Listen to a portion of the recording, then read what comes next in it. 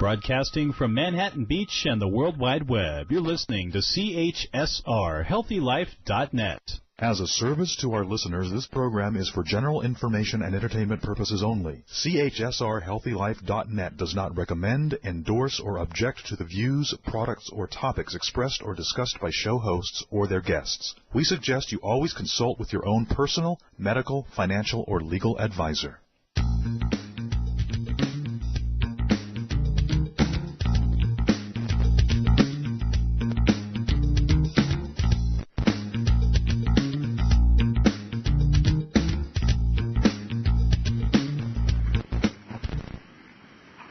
Hey there, and welcome back to the Dr. Teresa Nicasio Show, a place of inspiration, education, and hope for a more compassionate and sustainable world.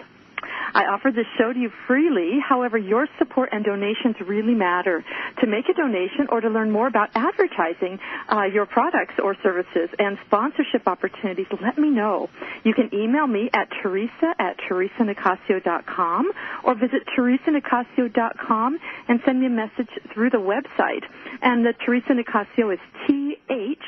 So it's Teresa with an H, and like Nancy, so it's THERESA, and like Nancy, ICA, 2 S's like Sam, IO as in octopus.com.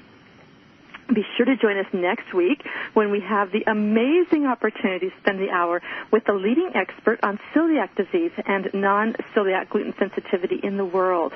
Dr. Alessio Fasano is going to be joining us. He's the renowned pediatric gastroenterologist. He's at Harvard Medical Center or Harvard School, and he's going to be talking about gluten, immunity, and the gut.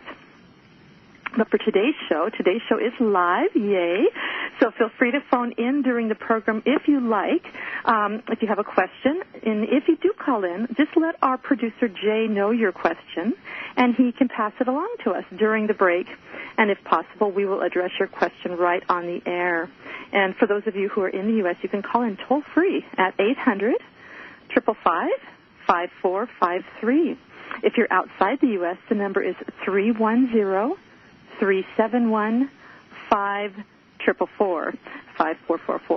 Those numbers are on my teresanicasio.com website as well for your reference. Just go on the website, and when you click on radio shows, it'll come right up for you. So I am thrilled that urban garden revolutionary Jane Grueber is going to be back with us for today's show. You are going to love, love, love her. I'm going to tell you a little bit about Jane. She's an urban gardener, mother, and a speech and language pathologist. She is becoming rapidly a champion in the food security advocacy movement. As she puts it, her mission is to do everything possible to ensure that all people at all times have access to nutritious, safe, personally accessible, and culturally appropriate food obtained through normal food distribution channels. It's a very big mission, but it's so important. Today, Jane's going to be talking with us about her own story. She grew up in the Czech Republic and was lived through the Chernobyl disaster, so she really knows what having your food all poisoned is about, and appreciates food security and food safety. What she's going to be talking about today is that topic around food security, food safety, and some of the important research around the area, which is really important stuff going on. She's also going to highlight a few food safety issues to be aware of. And then she's going to offer some solutions about some ways that we can all be a part of turning the tide around to create a more secure future for ourselves as well as for our kids. And she's going to share an exciting example of a project that she and her family are doing in their own front yard. Jane, welcome to the show. I'm so, so happy you could join us again. Oh, thank you so much, Teresa, for a wonderful introduction, and thank you for having me back on your show. I so appreciate you letting me come back on to talk about a subject that I really am so passionate about and to share my personal experiences. Can you talk a little bit about your personal experiences? Let's just start with the food insecurity issue. It's pretty... I know for me, I guess I was just getting ready to go to graduate school when that Chernobyl disaster happened, and I remember seeing it on the news and wondering, oh my God, what are those people? What are they going to do? And you lived through it. So what was that like, living in the Czech Republic during and after the time of the Chernobyl disaster? Yeah, for sure. It was I grew up in Eastern Europe during the late 1970s and the 1980s, obviously. And I was 9 years old when we came to Canada, and that was just after the Chernobyl incident happened. And so much of my understanding came later when I visited the Czech Republic after the fall of communism in 1989, and from listening to the stories my grandparents told and the other adults told. And from a historical perspective, Europe has certainly gone through significant food insecurity issues, and given the world wars and the devastation and the famine that followed the world wars. And so, historically there have been a lot of things going on, and so Chernobyl was sort of, for my family, they gave us the impetus to change our circumstances, for sure. Just to give you a sense of sort of what my grandparents lived through and what sort of the 70s and 80s looked like. We visited my grandparents often, and we lived very close to them. And my grandparents lived directly across from the Skoda factory. That's SKODA, the Skoda factory, which was a huge factory in the city that I was from, and which was founded in 1859. And it was basically used to develop munitions and artillery for the Austro-Hungarian Empire, and later when the Nazis came through to the Sudetenland to come into southern or to western Czechoslovakia, they took over this factory, and they used it to make parts and pieces, and they confiscated the tanks, which then became the Panzers and the Nazi Wehrmacht during World War II.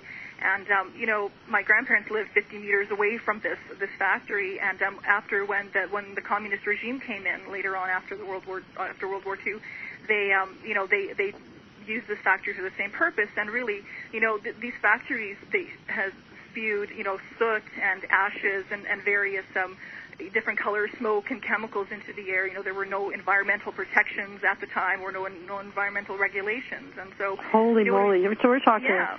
Multiple levels here in terms of the pollution and the impact probably on everything, in the air, the water, the food. Absolutely. And so when you think about food safety, the chemicals that we use today to grow our food in North America really had their start in the chemical, they're the chemicals of war. And these chemicals that were used in these factories to create tanks and munitions and explosives were really then after the war converted to make fertilizer. And so, when people wonder where the use of synthetic fertilizers and pesticides and herbicides came from, it really came from the chemicals of war, which were then, turned into what we use today as fertilizer. And I'm talking about things like Roundup and the glyphosate and all those other kind of chemicals. Wow. So, I never knew that. I never knew that's where they came from. Yeah, so I learned that as well doing research for the show, but it's really an interesting part of history. And the chemicals were used because, of course, the circumstances around it are complex because there was a famine after the Second World War, and it's not talked about much, but many people actually died of famine, and so the chemicals were then used to grow food quickly and to kill any pests that might interfere with the growth of that food. So, it was just sort of one of those things, and in terms of coming back to sort of the 70s and the 80s, food insecurity, sort of not knowing where your next meal is coming from due to food constraints or due to financial constraints or the regime that was there at the time. Those were an everyday concern for most people in Czechoslovakia at the time, or communist Czechoslovakia anyway. And we still joke to this day that we stood in line for everything, including toilet paper, because there was just shortages. And most people, including my grandparents, grew their own food because they really had to. And my grandparents were not rich, and actually my grandmother was very lucky in the 1970s. She won the state lottery at some point there, and she used all that money to buy a parcel of land. And they grew, a large variety of fruits and vegetables. And my grandfather was a beekeeper, and the land fed them, it fed their children, and it fed their grandchildren. So, that's sort of one aspect of food security and food safety. And then of course, one of the major things that happened on April 26, 1986, was that this nuclear reactor number 4 in Chernobyl, and the nuclear power plant in the Ukraine exploded, and they released a huge amount of radionuclides into the air over a large area, which included, Belarus, the Ukraine, and what is now the Russian Federation, and of course the surrounding countries. And, it was just one of those occasions where, everyone who was involved remembers what they were doing. You asked sort of what that impact of that was, and I still remember remember to this day, I was 8.5, and I remember the daylight coming in through the curtains and where I was sitting and everything, because it just really was, it had a huge impact on me. For sure. Wow. You know, it's kind of like for people, they talk about, do they remember the day that Kennedy was shot, right? The Kennedy assassination. It's one of those things, or Martin Luther King, where it's like there's like some things get frozen in time in the memory, that it's so profound. It's like the world is not going to be the same now that this happened, right? And even at 8.5, you had exactly that sense. There's something not, about it. You know, yeah, the world is not going to be the same, for sure. And that certainly, as a 8.5 to 9-year-old, I understood that their food my grandparents had been growing was poisoned, and the water and the environment. And we essentially ate canned food and bottled water, powdered milk mixed with bottled water. That was, everything that was packaged before the incident happened. And and like I said, how long did you have to? How long did that go on? Well, you know what, the thing that happened was, so after this incident, we, in June of that year, so not even 2 months later, we defected, my family and I defected to Austria, and we became political refugees, and then we came to Canada shortly thereafter. So how long were you in Austria as refugees? Well, for 6 months. Wow, what was that like? You know what? It was wonderful. I mean, they took wonderful care of us, and they fed us, and they definitely made sure that we were food secure. And I so appreciate that to this day, how wonderful they treated us as political refugees. And there were many of us, from the Czech Republic and all the surrounding areas as well, other surrounding countries. But and it's so interesting because. Sort of to go into the story a little bit more, most of the people in the Czech Republic or Czechoslovakia at the time didn't find out about this nuclear disaster until 4 or 5 days later, and on May 1st. So the incident happened April 26th, but May 1st was when we really found out through the state TV. And this was at May 1st was when people were about to go out to do compulsory demonstrations to wave the Soviet Union flag and stand outside, while radioactive iodine was raining down on them, because the cloud had just hit the country, with that. And this information is all well documented by the International Atomic Energy Agency. So, we didn't know, and we were not warned. People in other countries, in the surrounding countries, apparently were warned, but the people in the Czech Republic and Czechoslovakia were not. But the fact is that we were 1,100 kilometers from the disaster. But, the increased radiation levels were measurable, and there were actually 3 significant exposures to those radionuclides measured on day 3 and day 5 and day 7. But, the doses were, according to this agency, the doses were relatively low, so no countermeasures were necessary. Some precautionary measures were recommended, but they were sort of willy-nilly, I think. And when we're talking about sort of these radionuclides, we're talking about iodine 131 and 132, cesium. We're talking about tellurium, ruthenium, and all kinds of different things that were detected in the environment and in people, through various tests. So, obviously we were not as affected as the people who were within the immediate vicinity in the Ukraine and Belarus and the Russian Federation. But until Fukushima, Chernobyl was one of the most severe accidents in the nuclear power industry, for sure. Wow. Yeah, it's just it's so sobering. And then we hear a lot of the people who are wanting more nuclear power, saying it's the cleanest power and this, that, and the other. And probably in ideal circumstances that can be the case, but then also the potential for this sort of event to happen is so massive that sort of gets overlooked. There was one of our nephews was saying that it was talking about, I don't know how, it's like he might be 7 or 8 or 9, and apparently someone from one of the power companies had come and was talking to the kids and telling them how good nuclear power is, and it's the cleanest. And they were already teaching these young children in the United States that it's like super safe, super clean, and just trying to get kids, I guess, used to it and getting the mindset that it's okay. But when you've lived through it, you might have a little different opinion. Well, it certainly has. Yeah, right. On the one hand, the chances of something happening are really low, but on the other hand, when something does happen, as we've seen in Chernobyl and now with Fukushima, the implications of that can be really, really extreme, right? Yeah. Well, I know it's like over here in Canada, they were finding fish and right in the waters of the west coast of Canada with very high amounts of the radioactive substances that were traceable back to Japan and that accident that happened, and that was months and months after the event itself had happened. So, you know, we talk about being however many kilometers away. It's we are in one world, and we share the air, we share the water, we share the food, and it's very sobering. So how, that's pretty amazing. You guys were already considering defecting at that time, given all of the political unrest at the time? Yes, absolutely. You know, it was the thing about living in the communist regime, and what I've been able to sort of glean from what my grandparents and other people have said, that it was very difficult to feel like you had, you know, any control over your own circumstances, you know, obviously, for various reasons.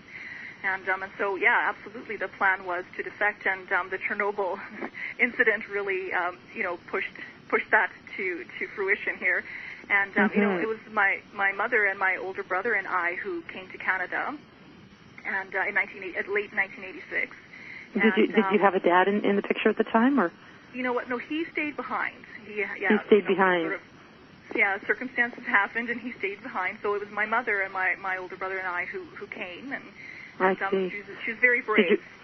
Did your dad follow later, or did he just stay back? No, he still to this day lives in the Czech Republic. He's still there. He's still there, yeah. So, you know, when you talk about, you know, food insecurity again, so, you know, where, you know, new immigrants and single-parent families and sort of racialized minorities are really at the highest risk of experiencing household food insecurity. You know, here we are, my mom, single mom, you know, new immigrant, and here we go again, right? Right. Yeah, so we're really quite vulnerable to the whole food insecurity issue. And, you know, my mom, as soon as we came here, my mom got a job within a few weeks of our arrival to Canada. Wow, that was lucky. And, yeah, very much so. And she worked for $4.25 an hour, right? Holy. Yeah, so, you know, trying to, you know, run a household on that is quite a challenge.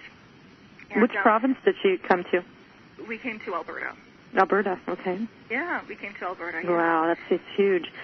And as kids, so you would have been about nine and a half or 10 by that point, and so you knew that things were interesting. What was it like for you to come to Canada? You know, after being in you know, the kind of you know, in such a different political climate, and then going to Austria as, you know, defectors, and then as refugees, and then coming to Canada. You know, it was just something that I don't know. I don't recall sort of thinking about it, but I remember when we were landing in Edmonton for the first time. That's the city that we came to, and I had fallen asleep on the airplane, and my mom had woken me up, and we were landing very late at night, and my mom pointed out the window, and we saw the orange glow of the orange lights in Edmonton, and she says, "Look, here we are. This is our new home. There's no going back, and we have to do our best." And I just, those words really stuck with me, and I just thought, well, this is it. You know, here we go. We have to do this no matter what. Wow. Did you speak English at the time when you came? No, we didn't speak a word of English at all. Wow. Yeah. That's a whole other layer of the transition. Yeah. Would be the. Well, for sure. And when I think about the refugees that are coming to Canada now, and I think about what the implications are of food insecurity and how that can potentially affect the trajectory of a child's or a person's life, I think this is a really pressing issue, and one that needs to be, you know, people need to get hot under the collar about this stuff. Because, you know, when we came here, our diet mainly consisted of refined carbohydrates, because that was what was affordable. And, right. You know, we received food hampers at Christmas time for a few years, and which we were very thankful for. And, you know, we picked, every Saturday, we picked up day-old food from a local grocery store on behalf of a church organization, and we were able to keep some of that food, and which was, you know, bread and buns and all those kinds of foods. Like breads and pastas and... Yeah, exactly. Right. And within the first couple of years of us being here, I gained myself probably 25 to 30 pounds. Seriously, and not because as a little I was overindulging, But it's because just the diet that we ate.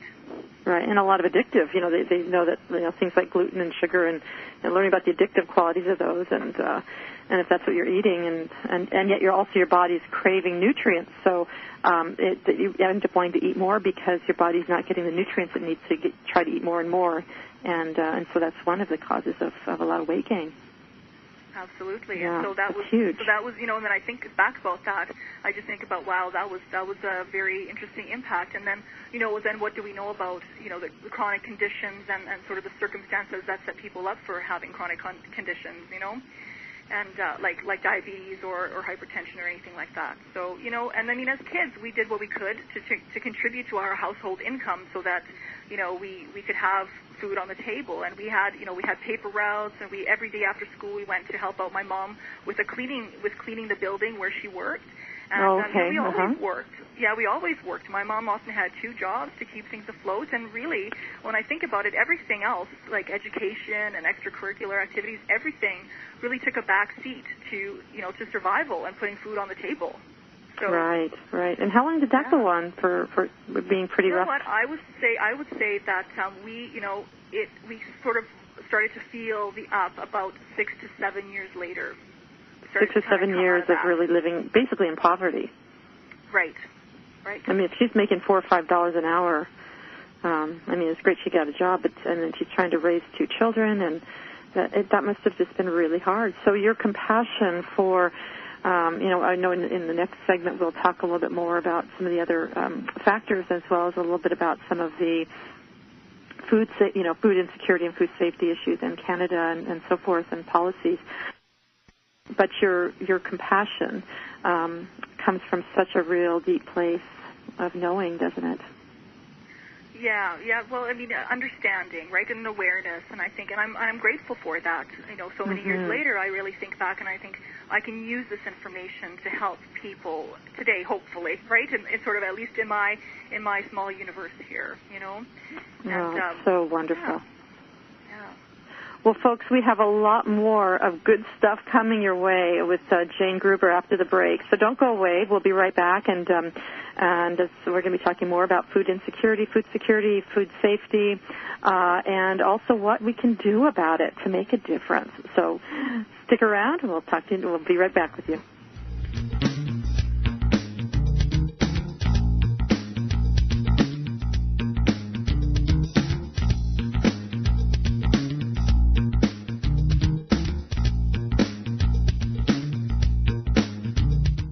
Being inspired by a speaker while learning everyday positive information that you can use to help your life is exactly what Dr. Teresa Nicasio does when she speaks in front of your group. From healthcare professionals to special needs parenting and everything in between, Dr. Teresa Nicasio can customize topics for your group on everything from health to psychology. To book Dr. Teresa Nicasio as a speaker for your group, visit yumfoodforliving.com or call 604-445-6463. That's 604-445-6463. For all your live or pre-recorded webcasting needs, come to earthchannel.com. Get your web-based message out to a select group or the whole world. It's easy. A pioneer in webcasting, earthchannel.com provides the best products and services to big corporations and government users. And now this same technology is available to you. They have the best Earthcast encoders, servers, and products to meet your technical needs. But wait, don't want to mess with technical stress? No problem. They'll do it for you. EarthChannel.com is your answer. You can use webcasting for lots of things like advertising, marketing, customer support, training, and don't forget web radio and TV. In fact, you're listening to a live Earthcast right now. So come to EarthChannel.com. Actualize your audio or video webcasting needs today. You can't beat the friendly service or the price.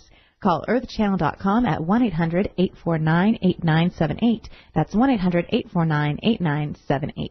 YumFoodForLiving.com is the place to get easy, allergy-free recipes, all free of sugar, gluten, and dairy. But that's not all you'll get when you visit YumFoodForLiving.com. You'll get resources for all kinds of things like wellness articles, videos, podcasts, a blog, all to help you create easy, healthy living. There's even a 50-page downloadable book introducing you to the philosophy of Yum. Don't wait. Visit YumFoodForLiving.com. YumFoodForLiving.com. That's YumFoodForLiving.com. If you like to spend your television viewing time learning about some of the things that you may have missed in history class, or if history was your favorite subject, then you should check out the link to the History Channel on the HealthyLife.net advertiser page.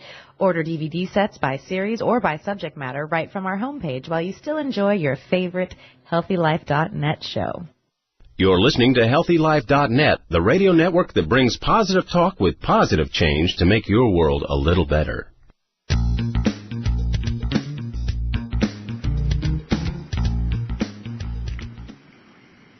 Welcome back to the Dr. Teresa Nicasio Show. For those who are just joining us, we have been talking with urban garden revolutionary Jane Grueber about food security and food safety. And before the break, Jane was sharing a bit about her story of growing up in Eastern Europe and living through the Chernobyl experience, the Chernobyl nuclear accident, and the food, the impact on and also other aspects around the food insecurity in Eastern Europe. And then how she was her family defected shortly thereafter and went to Austria and then came to Canada. And but her father had to stay behind, and so her mom came over as a single parent with her and her older brother. And they were living basically in poverty for at least a good 6 or 7 years. And just during the break, I was asking Jane about what it's like sharing the story. And Jane, we want to share a little bit about what we were just talking about, what it's been like talking today on the show about your story. Yeah, for sure. Well, I've never shared this story with anybody, really. I've always kept it to myself for all these years. It's obviously since the Chernobyl incident, it's been 30 years, and I've never really talked about it. And I think talking about it is kind of very liberating for me, and I feel like I don't have to be ashamed anymore somehow in terms of what we went through and in our early years in Canada and things like that. So it feels very, very uplifting and liberating, and I feel like the insight and some of the awareness that I have now about what's happening, I can use that and just sort of pay it forward and give thanks to how Canada supported us and helped us and took us in. Wow. And you were mentioning, to the shame, you were mentioning how it was even bringing some tears even by sharing it. And what do you, if you were to think about the shame, because it's such a powerful emotion and it can really, has a lot of implications. I'm wondering what, if you could share with us about what you think the shame, what you've been holding the shame about these past 30 years. How would you language that shame? Yeah, that's a really good question, Teresa. And it's not really anything that I've thought about. I just think it was sort of always not feeling like I was a part of because I was different, because I couldn't do the same things that, the other kids that I went to school with could. And not in a way that I felt sorry for myself. It wasn't that. I just sort of internalized some of these, some of the challenges, the significant and real challenges that we faced as new immigrants in a new country, Mm-hmm. Was it sort of like the us and them kind of feeling, like that's their world, they get to these privileges, and our world is just different? Well, I wanted to be a part of those privileges as well, then this is sort of talking as a young child, right? But it also made me determined to improve my own circumstances, to be a part of, to be a contributing member of society. And so, so that really helped to kind of propel me, that shame or whatever it is that I felt, not feeling a part of, really helped to kind of push me in the right direction, I think. Right, and somehow you did well enough in school to become eventually a speech and language pathologist. That was no small success. That's huge. How did you come to do that? And you want to share a little bit about your experiences when you worked with children in that capacity? Yeah, you know what? As sort of a teenager, I worked for various community organizations that worked with people and provided services for people with disabilities, and those were, and in those times, I really learned about, what the people with disabilities were going through, and I knew that I wanted to be a helper. I knew I wanted to be of help and of service to people, and and to move on, and so many years later, when I was 24, I finished my graduate degree in speech language pathology at the University of Alberta. Mm-hmm. And, you know, and congratulations, that's huge. It was a surprise to me in a way, but I mean, it was hard work, and you know, I worked hard. We all worked hard. All the people that went through that program worked very hard.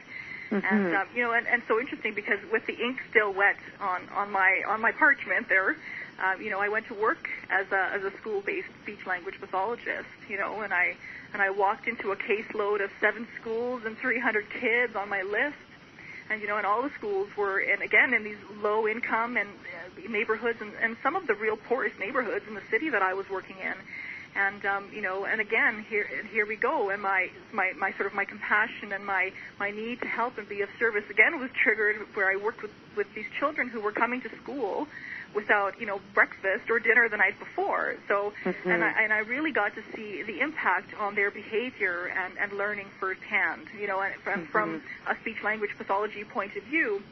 And I certainly saw and I you know, throughout my 15-year career, I certainly saw the effects of poor, you know, sort of lack of access to good quality food throughout my career. And, you know, talking to the teachers of these kids, you know, these teachers knew exactly when kids were coming to school with hungry tummies, and, you know, through their behavior. And these children were, you know, they were coming to school and they were unavailable to learn. And I mean, they were unable to focus, or they had difficulty focusing or processing information in a way that was meaningful and was able to be stored. And, you know, and it really clicked to me at that time that the quality food, you know, quality food really has the real potential to impact the trajectory of a person's life. And you know, that's where again, my motivation to be you know, today talking to you about this stuff.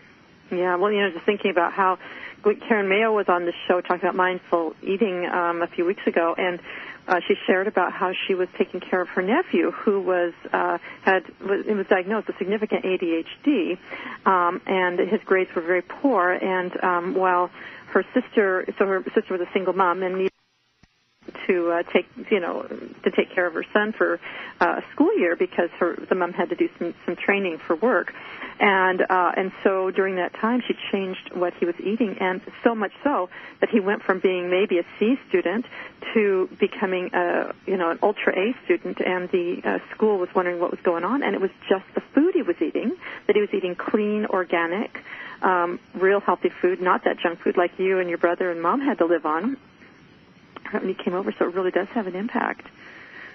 And you saw it in the children that you were working with. But anyway, we're actually already ready for the next break. So we're going to stick around, guys. We're going to talk with Jane about some of the research that's been going on with regard to food insecurity and food security that is going to be, I'm so excited to hear about. And so we'll be discussing that, and maybe a little bit about some of the Canadian and U.S. and maybe other policies around food security, food safety. So we'll talk about that after the break. Don't go away.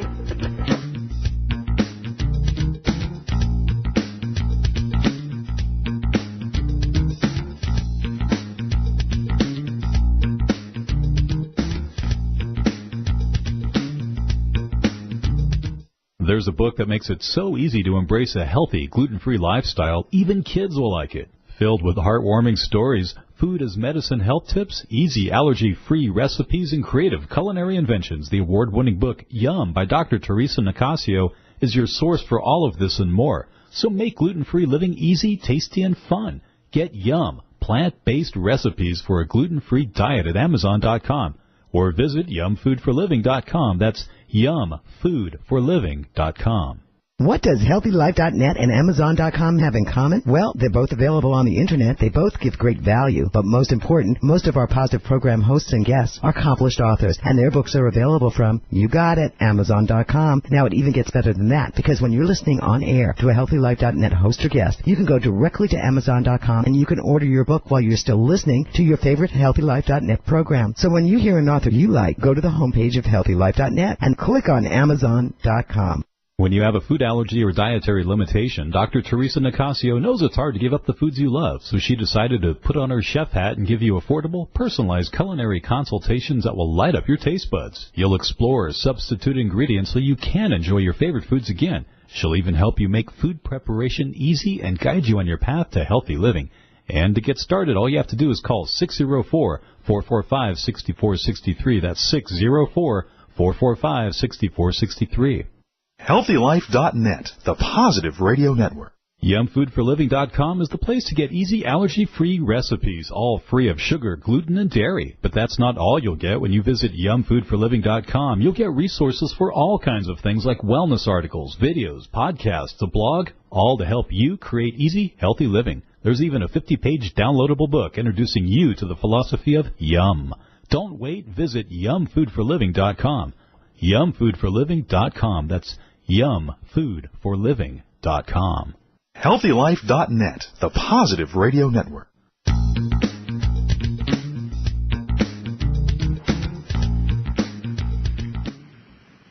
All right, welcome back, folks, to the Dr. Teresa Nicasio Show. This is a place where we celebrate everyday heroes, and we work together to help make the world a better place. For those of you who are just joining us today, we're here talking about food security and food safety with sustainability advocate, mom, and speech and language therapist Jane Grueber. And we were just talking about a lot about her story and experiences around food security and food safety in her own experiences growing up in during the time of the Chernobyl accident while she was in Eastern Europe, and then her transition here. And so for this segment, we were going to talk a little bit more about the research that's going on, because there's some interesting research that Jane has she's been just really following this work. And so Jane, would you mind sharing a little bit about the research around food insecurity? Oh, absolutely, yeah. There's an interdisciplinary research team at the University of Toronto that's actually studying, household food insecurity, and they're looking at, the cost of food security and the current policies around food insecurity, as well as, how to prevent it and strategies and interventions for how to, alleviate it, as well as helping to frame policies. So they're doing a lot of wonderful work, and I really have found some really interesting data that I hope will get people thinking and get them debating and hot under the collar. And, food security is really about not knowing where your next meal will come from due to financial constraints. And that's how this research team has defined it, and I really like that definition. And so if you want to talk about numbers, it's in Canada, it's 1 in 6 children are not sure where their next meal is coming from. Wow, and when we go huge. into the northern territories, like Nunavut and Northwest Territories, we're talking about 2 in 3 children don't know where their next meal is coming from and experience 2 out of 3 children? 2 out of 3. It's wow, significant. that is just that's staggering. Yeah. In Nunavut alone, 60% of children live in food insecure households, and across the provinces in Canada, it's nothing. The rates are all above 10% for every province. And wow. And I want to say, and in the United States, it's 13% of households that are insecure, and in Canada, it's 12.4%. So we're kind of and the U.S. has a little bit of direct food policies or around food security. I was really surprised to learn actually that Canada does not have any direct policy to specifically address food insecurity. Wow. Yeah, and we do have poverty reduction strategies, but I just really want to say that poverty is not the same as food insecurity, and that because there's other factors like higher unemployment and lower household assets in certain demographics that lead to a lack of access to adequate and nutritious food. So. Those are all things that concern me. And, the poverty reduction policies that we have are employment insurance and social assistance and subsidized housing and child benefits. But, they can help those who are food insecure, but they're not explicitly designed to deal with hunger, and they're not evaluated in terms of how they impact food security or insecurity and hunger. And, really, our politicians' approach to upholding the human right to adequate food, which has been defined by the United Nations on many occasions, and we've been talking about food security as a human right as a world, for the last 70 years, and yet Canada is not addressing this issue directly, even though it is a significant issue in Canada and is on the rise. All trends are showing that, in fact, food insecurity, the use of food banks, is all on the rise here. So Wow.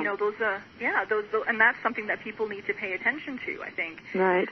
And there's the whole issue around food waste at the same time, which is again another 40% of all food that's produced ends up in landfills. So there's it's not even like we necessarily don't have the food, but if we could get the policies to help to distribute it differently and waste less, and that I think could certainly offset some of these challenges.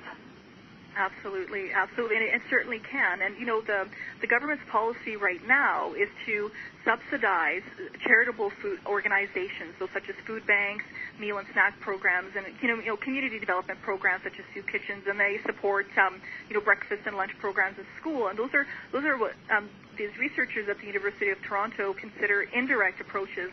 But there's that, and those approaches really offer immediate short-term solutions to food insecurity, but the concern is that these programs, these sort of charitable programs that are being directly funded and subsidized, they by design they cannot increase people's income or purchasing power, right? Which is really needed to buy food in our society and in this day and age.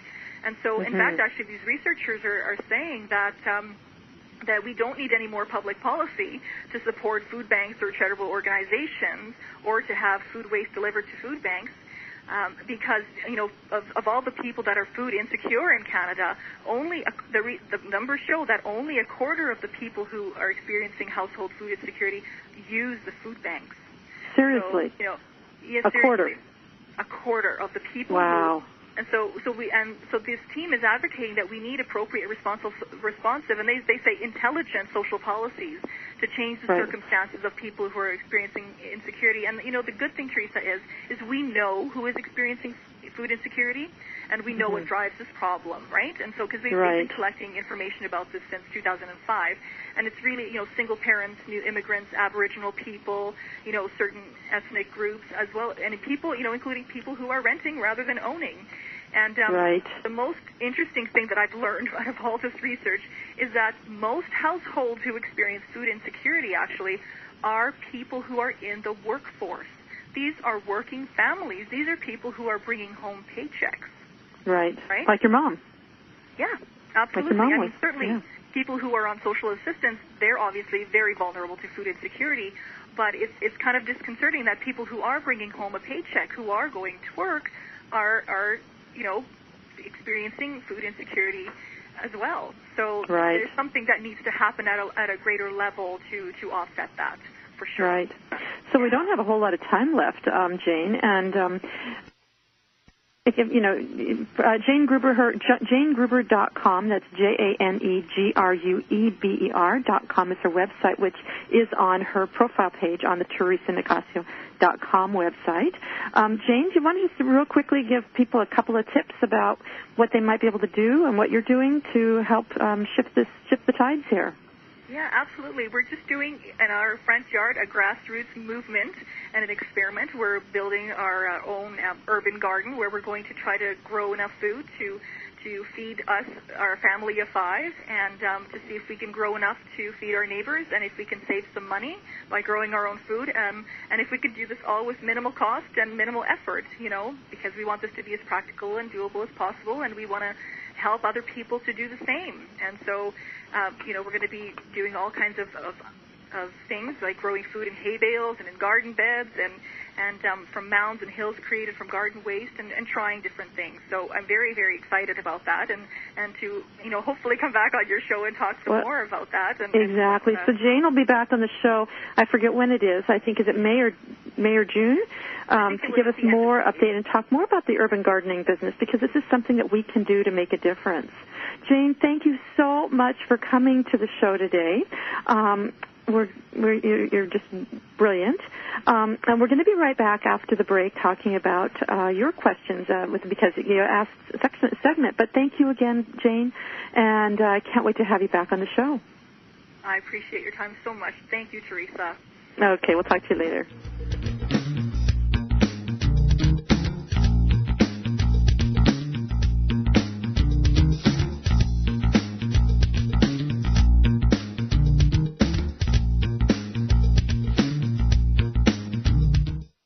Being inspired inspired by a speaker while learning everyday positive information that you can use to help your life is exactly what Dr. Teresa Nicasio does when she speaks in front of your group. From healthcare professionals to special needs parenting and everything in between, Dr. Teresa Nicasio can customize topics for your group on everything from health to psychology. To book Dr. Teresa Nicasio as a speaker for your group, visit yumfoodforliving.com or call 604-445-6463. That's 604-445-6463. If you're like the 8 out of 10 women that say finding jeans that fit is a problem, well, your problem is solved. Lee Jeans has done extensive research, and they have jeans that fit. There's even an online Lee Fit Finder so you can find the right fit for you. Imagine jeans that instantly slim you with a custom fit and no gap waistband. And guys, kids, Lee has jeans for you too. Click through to Lee's Jeans on the HealthyLife.net advertiser page and get what fits. When you have a food allergy or dietary limitation, Dr. Teresa Nicasio knows it's hard to give up the foods you love, so she decided to put on her chef hat and give you affordable, personalized culinary consultations that will light up your taste buds. You'll explore substitute ingredients so you can enjoy your favorite foods again. She'll even help you make food preparation easy and guide you on your path to healthy living. And to get started, all you have to do is call 604-445-6463. That's 604-445-6463. There's a book that makes it so easy to embrace a healthy, gluten-free lifestyle, even kids will like it. Filled with heartwarming stories, food as medicine health tips, easy allergy-free recipes, and creative culinary inventions, the award-winning book Yum by Dr. Teresa Nicasio is your source for all of this and more. So make gluten-free living easy, tasty, and fun.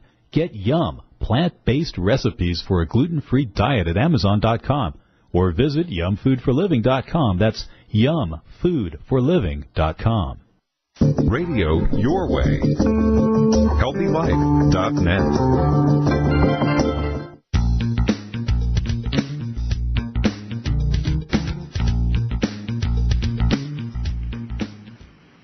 Welcome back. You're listening to the Dr. Teresa Nicasio Show, where we celebrate life, love, and kindness while also acknowledging the challenges that are a part of daily living.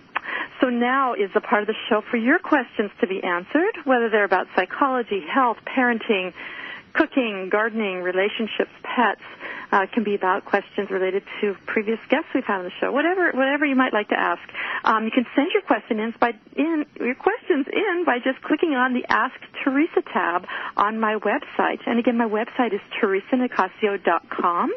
Teresa with an H, Nicasio with an N like Nancy, and 2 S's. So it's TheresaNicasio.com.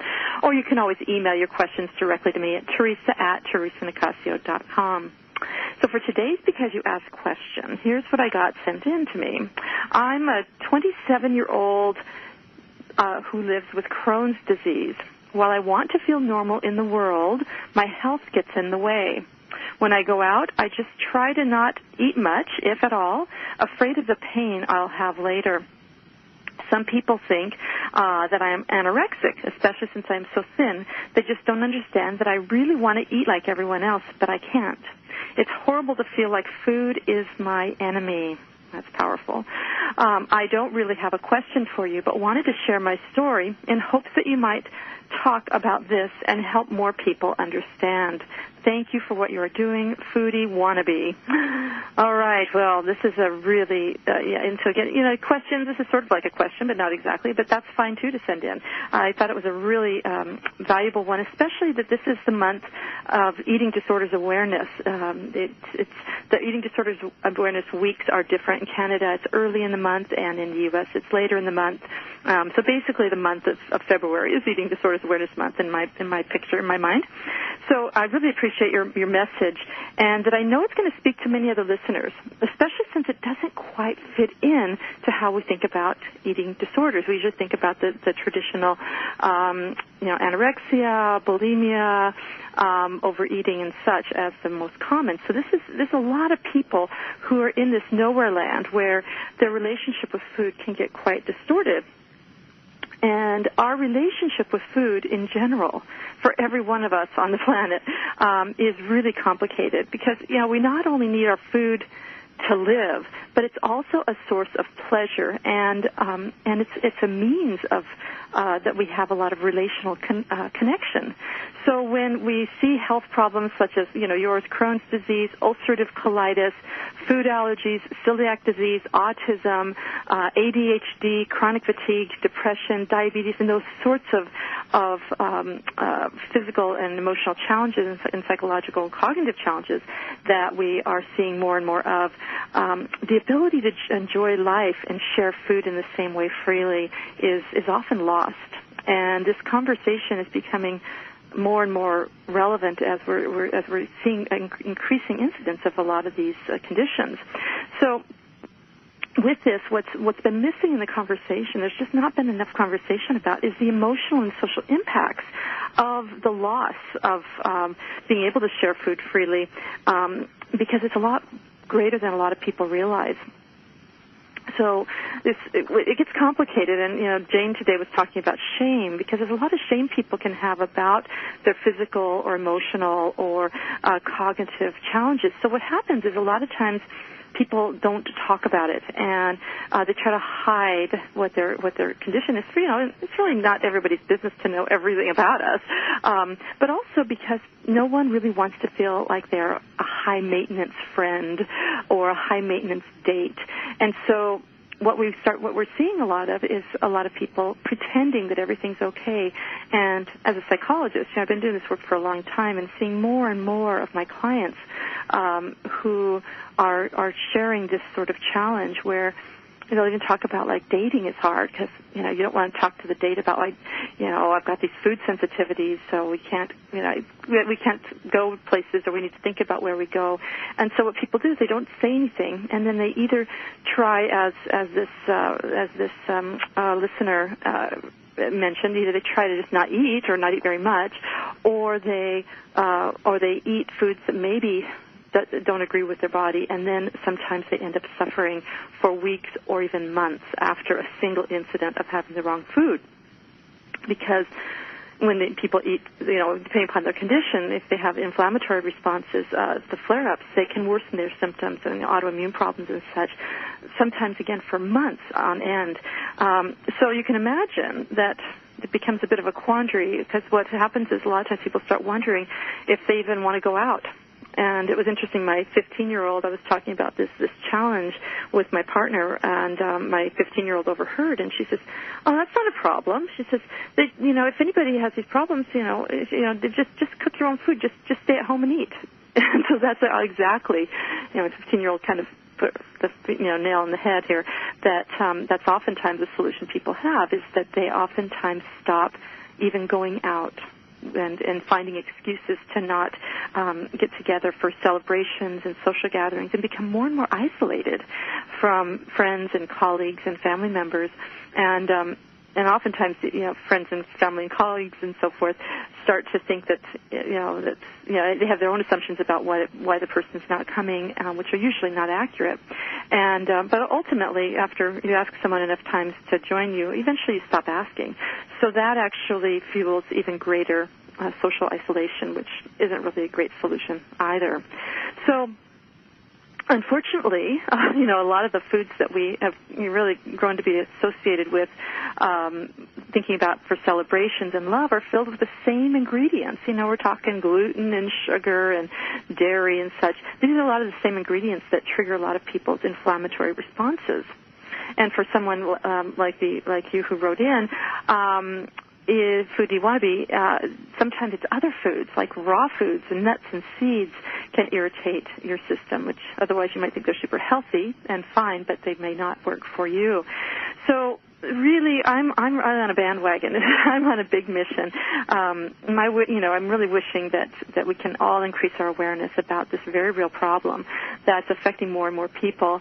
And as I mentioned, that we're seeing a more incidence of problems. Even things like autism and neurodegenerative conditions. You hear more and more about people with Parkinson's and Alzheimer's, and now they're starting to make some connections between, again, the same ingredients and increasing incidence of these conditions, and it probably speeds up the progression of them as well. So there's a lot to be thinking about. And the great news is, I do believe, and I have this dream, that as we increase our awareness, that we can actually choose to make the conscious decision to change our behaviors and find ways to be kind, to accommodate others with pretty much like a lot of ease. And as I've launched into the world that concept of what I call inclusive cooking in my book Yum, the idea that it's not just about what you eat or what you can eat, but it's also about thinking about how you can be a better friend and be able to create food that is accessible to everyone. And so, you simply, all you have to do is one new habit is that you just start to ask potential guests, whoever you're thinking of inviting, if they have any special dietary needs or preferences. So the preferences might be more for humanitarian or ethical reasons, environmental reasons.